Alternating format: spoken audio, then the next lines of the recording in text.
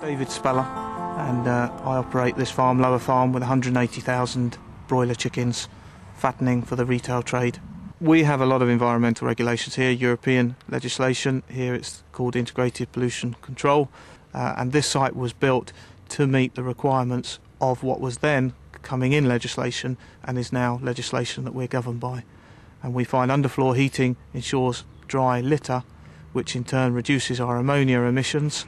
We have all our ventilation in the gable end, so we have no dust on the roofs, so our roof water is clean, and the site is purpose-built to match all environmental requirements.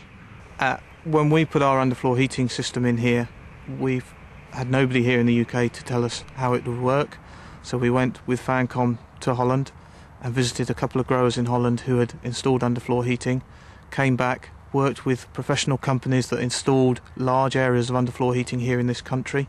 and put together a package that we believed would work and has worked. Based on my experience, you need a business which is geared to high input, high output to become profitable in the broiler sector here in the UK. One thing that we clearly learnt here was that in a big shed with many birds, there is a huge volume of air moving through the shed, and to the bird they are very sensitive to air movement, and so we manipulated the computers and the camera system to learn what was optimum for the birds. We're using Fancom's equipment, where we are using a central PC to log all the data from all the sheds every 15 minutes, looking at litres of water drunk, kilos of food eaten, and grams of body weight gained during the day. At this farm, because of the technology we have invested in, it feeds me the data that I need to monitor the birds and make management decisions, probably well in advance of what you may or may not see the bird doing within the shed. It also gives me a benchmark to compare previous experiences to what is happening now, and it's not just I think something is different to before. I can actually put figures on it and say there is an 8% reduction, there is a 12% increase, and actually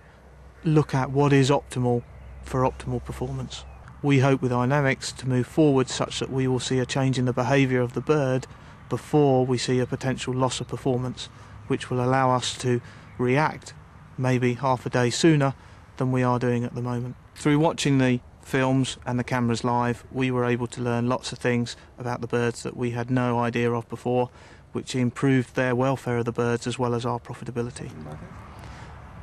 We're hoping with the new system, using their red, amber, green system, that when I'm not here on site as the company owner, my daily staff will have a better idea of whether the birds are performing at optimum based on a colour coding system. Here on this farm, we are able to provide our customer with a uniform bird consistently all year round, and going forward we only hope to improve the uniformity of the birds and the productivity, but also in the UK welfare is becoming a very topical issue with intensive farming, and so if through the technology we're going to invest in we're able to put a quantitative figure on the welfare of our birds, we believe that that will in turn help our customer sell our product to the marketplace.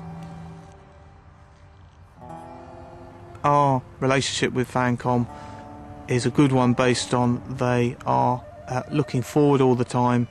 bringing in technology all the time, and for me that's where I want my business to go, utilising technology to improve efficiency as well as welfare for the birds.